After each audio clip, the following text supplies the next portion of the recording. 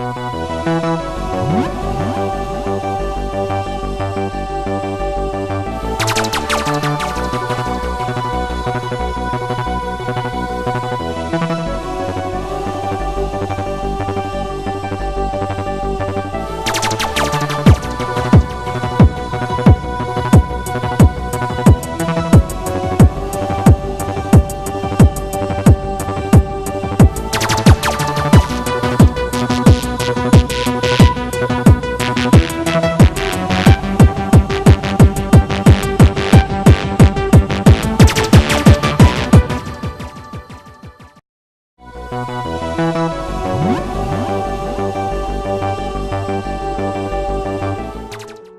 think it has impacted even more than I expected, especially at this time.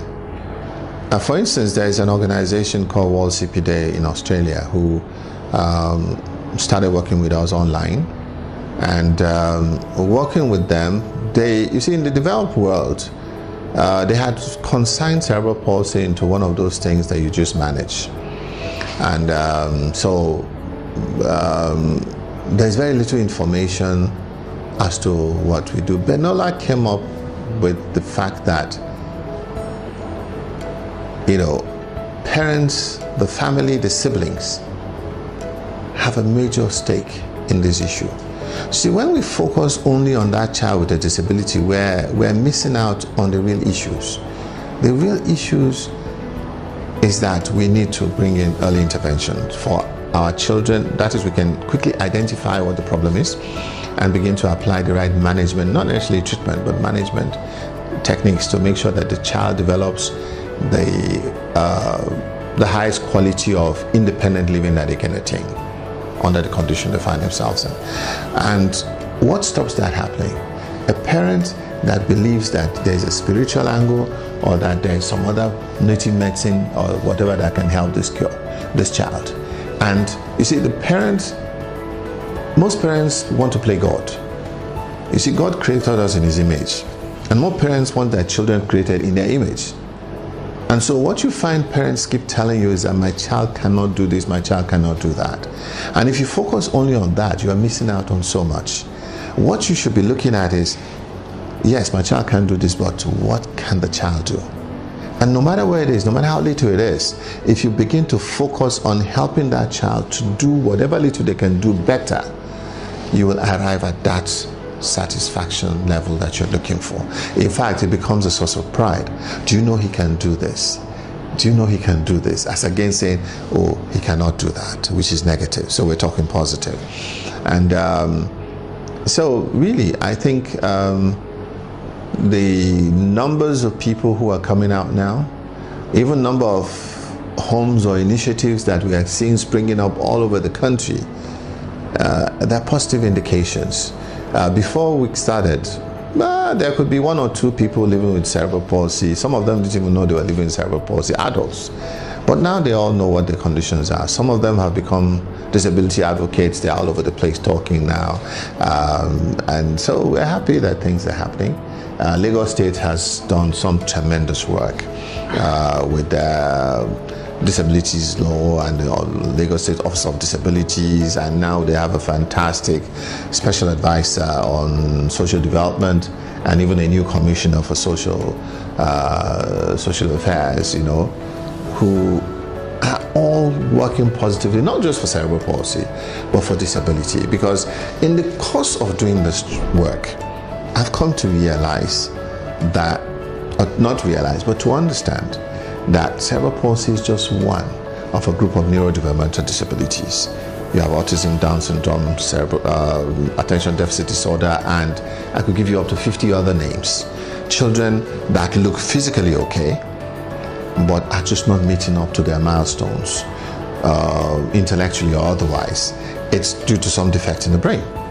But also there are other issues, even with those who have physical disabilities that we can see. You see, the parents all have the same problem.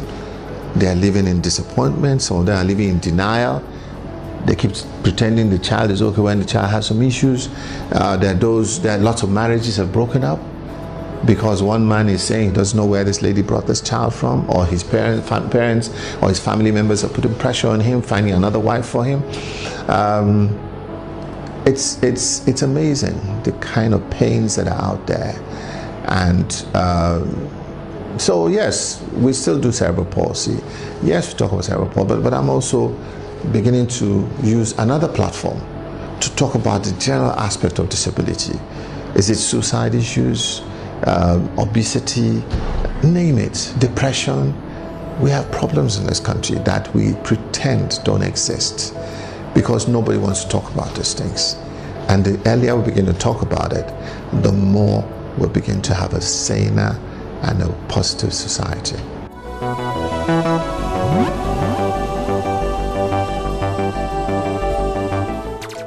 FG Talks, for which I'm the initiator, is a platform which is me, FG, Femi Gbadebo, okay, talking.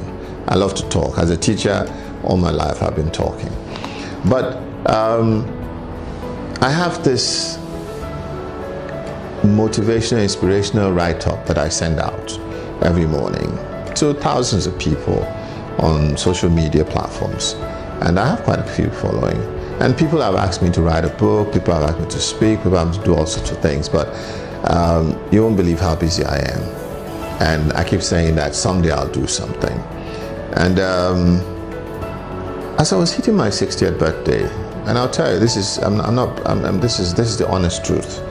I've spent virtually every resource I have running Benola. And the money that you're expecting to do this or do something just isn't showing up.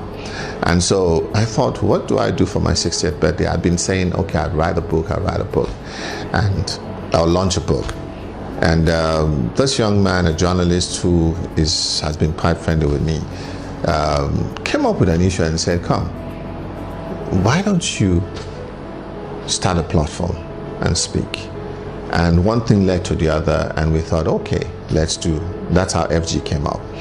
And at the end of the day, you won't believe that in a period of less than 6 months, working with him and my webmaster, we were able to come up with a website for FG, the whole concept of what FG will do, and we launched the website midnight, or at least maybe 11 p.m. the night before my birthday. So that was my present to the world. But then to get FG to run, there was still a bit of a problem.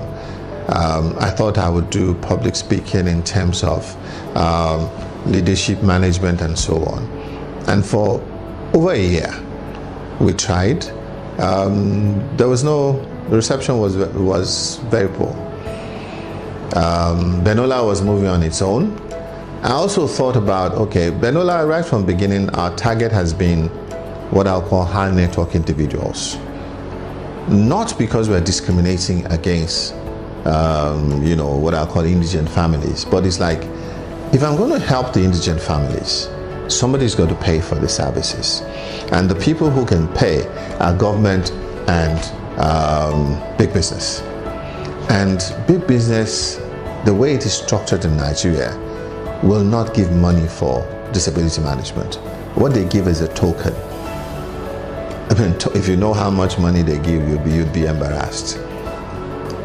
Because it's happened by their CSR department, okay? But if you're talking of serious money, millions, to set up a center, to buy, let's say, 1,000 wheelchairs, to do stuff like that, you have to get the MD. It has to get to the board. So how do you do that? Create a platform where hopefully these people will come. So Benola's all our events have been held in high quality hotels. Last year we had a big event at Moson. Why? Because we're trying to attract these people. But do they come? No. Instead, people like you have heard, have helped us to raise our profile. And what we get every day is an overwhelming demand for help. An overwhelming demand for help. And so at some stage, we tried to say, okay, can we go to maybe corporate organizations and talk? As a human resources development aspect. You see, if you have a staff who has a child like this, the staff is going through a lot of traumatic experience.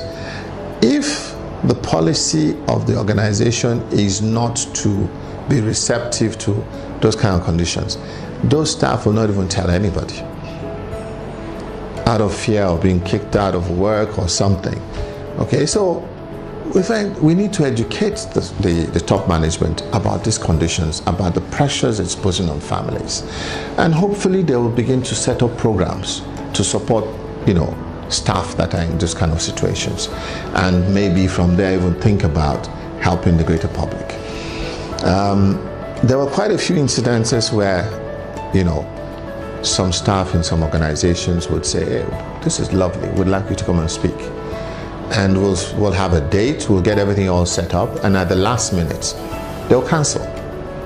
And after the third or fourth time that it happened, bit of a disappointment. They'll say, okay, we'll reschedule. They never reschedule. Then it hit me that there must be somebody in top management who, at the last minute, asked who is speaking, and they said, first of all, what's this militiaman come to say? Or who wants to hear about disability? Who wants to hear about cerebral palsy? We don't have any staff here, and stuff like that. And then I started to think, well, we must find some other angle. And so early this year, after interacting with another friend who is a public speaker, I got to realize that my story is an interesting story. And the knowledge that I have now about disability management, about life, about so many things. Is it suicide prevention? Is it bringing up children with special needs? Is it, the state of marriage in, depressed situations like this, or even the economy, or the fact that the work that we've done with World CP Day. Last year the whole thing came up with the fact that the campaign thing was that, we are here. And the essence of the We Are Here theme is that every individual, without exception, is in a position to use his or her skills or position to help people with disability. So whether you're a caterer, a cook, a tailor, a carpenter, a doctor, a policeman, a transporter, you are in a position to say, okay, what can I do with my skill position or where I am working to make life either more accessible or more comfortable for persons with a disability? And until we get that message and begin to look at it like that, we will not end up with the society that we're looking for. And that's when it hit me that that's what I should talk about through FG. And so we've fashioned out FG now into a platform where we're beginning to do that, and hopefully we'll also begin to we'll be able to get into those corporate organizations and institutions and change lives positively, not just for CP, while cerebral palsy is being handled by Benola on a full scale.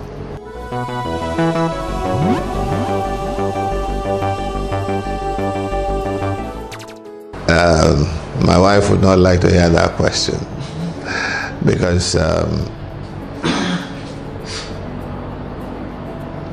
you see, the vision for Benola came up sometime in September 2012. And I'll tell you, the whole article of incorporation, the whole mission, vision statements, everything was done by me. And once I got that vision, I've been like a man out of position. And it may interest you, some people talk about death. I've seen death up close and personal ever since I was very young in military. A lot of my colleagues have died. I've been involved in burials. I've been involved in managing families as commander, as air officer commanding. And what I've come to realize is that our time here is infinite. We don't know when it will end. Some people will live to their hundreds, into 100. I know one or two people who are 100 plus now. I have a 90 who's 91. But there are lots of people who we hear every day dying at 10, 12, 20, 40, 50. So the thing is not about how long you live. but how much impact you make with the time that you have. So for me, it's like a realization that, wow, so God has this purpose for me. And I didn't catch it until then. Yes, I was prepared. I was put in certain positions in the military and every other thing, exposure, education and everything. But now that I know what I want to do, I need to do as much as I can before the light shuts down. And so I'm working all the time. My wife doesn't like it. But I'll tell you, since September 2012, I sleep and work and sleep. I try to do a little bit of exercise from time to time. But for me, recreation, I also like to tell people that, you know, the Air Force took me around the world. I've traveled extensively. I've seen all kinds of things. And so, you know, when you tell me, let's go and watch a movie or let's go, and I say, those are luxuries. You know, when you can afford the time and all, you do that. There's so much for me to do. And I'm lucky now that there's social media, there's the internet. And so, yes, I go out with my family, I do one or two things, but sometimes they still catch me working on my, it's gotten to where it is in this short time. And even the FG's beginning to get traction because of the drive that I have. And sometimes when I complain about people not helping me, my wife says one thing: it's your vision. And when she says that, I say, okay, so it's my vision. If nobody's going to help me, I have to keep going. And so I'm working, and I'm hoping that eventually I will find volunteers. And I have to say volunteers because the funding is not there for me to employ the quality of people that I need to drive this vision. And until maybe I get some corporate organization to buy into this vision and support us, I'm going to have to do virtually everything. Yes, I brainstorm with people, we have meetings with people, but after that they leave. And for it to become real, it's me and my small team that have to now put it into reality. And to the glory of God, we've done reasonably well so far. And I think there's still a lot more that we'll do. Like I said, I relax when and where able. I'm able to go to attend a wedding with my wife, especially if it's one of those loud weddings that I'm not really into stuff like that. So once I have my phone and my data is working, I'm there. You see, those kind of things move me into a different space. And I'm a very keen observer of man. And so you see a lot of things. And for instance, when you see all these stupendous spendings at weddings and birthdays, what hits me is that this man is 60, 70, 80 years old. He's yet to understand why God put him in this world. If he did, he wouldn't be spending money the way he's spending it. I'm not against what they're doing, but I'm just saying, I look at some of them and I feel sorry for them.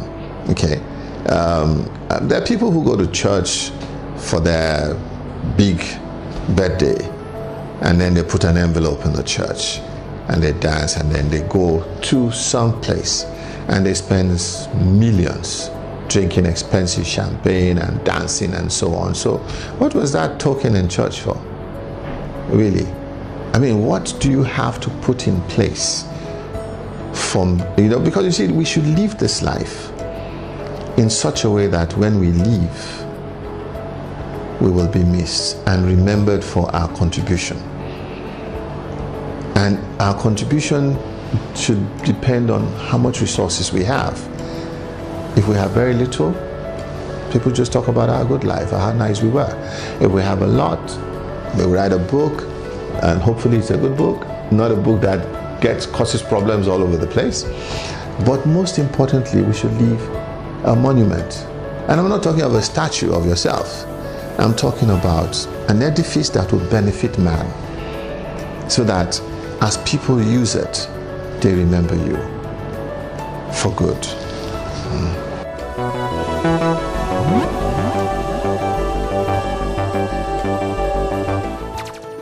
Talent. I talk a lot. I think God gave me the spirit of discernment. I'm a very observant person, and I think that helps. As a pilot, most people come into a cockpit, they see all kinds of buttons and say, how do you use all these things? Some of them are on permanently, some are coming sometimes, but you learn to know how what's called scan the whole place. Okay, so I can be looking at you, but I'm also seeing what's happening left, right of me. I can drive from here to Sokoto without turning my head. As long as my mirrors are well positioned, I know what's happening around me all the time. I also, I speak a lot, but I'm also a good listener. And one of the things I learned very early also is that every person who says they have a problem, it's because they've not listened to themselves or they've not spoken to the right person, because the solution is in that problem.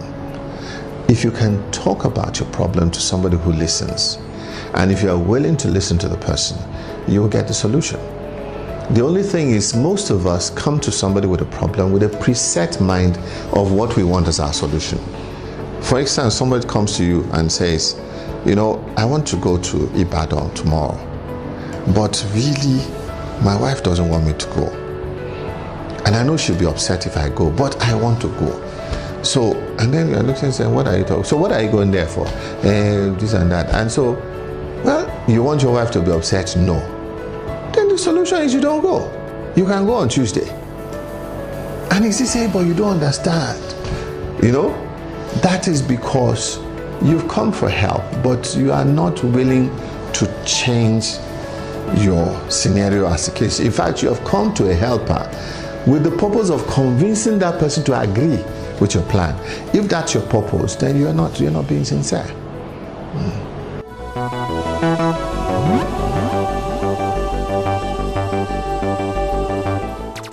I retired in July 2008 on the completion of 35 years of service, which is a mandatory number of years that military officers spent. And actually, myself and my colleagues, about 8 of us that retired that day, were given a very befitting send-off by the Air Force, parade and all in Abuja. And we made history in the sense that we became the first set of Air Force senior officers who completed 35 years. Before then, because of change of government and so on, every time a new service chief was appointed, people were forced to retire 32, 33 years and so on. We completed 35. My colleague was the chief of air staff. He gave us the send-off, and then they went on and made him the chief of defense staff. That is Air Chief Marshal Paul TK. Became the first Air Force officer to get 4 stars, and so on.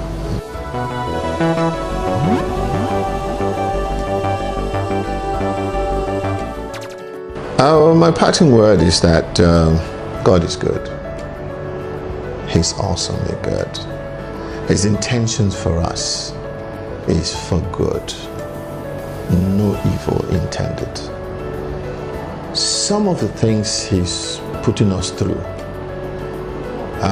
like they say, iron sharpens iron.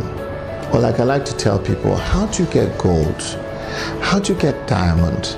How do you even get pure silver? You have to dig in rough terrain. You have to bring something out that doesn't really look good, and you have to go through a system of processing, where you either apply heats, you polish, you beat, whatever, until you get this fine quality that is now priceless. And that's what God is trying to do to us. So whatever situation we find ourselves in, we should just thank God. In fact, there was something I ran across in my secondary school days that I still hold funny. And it's a saying that says, may your road be rough. It's one of the best prayers that could happen to you. Because if your road is constantly smooth, the day you slip, you may just never recover. But if you are constantly on rough road, you are being shaken up, you are being done, by the time you get to your destination, everything will be in place. Experience, knowledge, name it. Nothing will shake you. And that's what we should be aiming for in life, that God continues to meet us at our point of need, not want.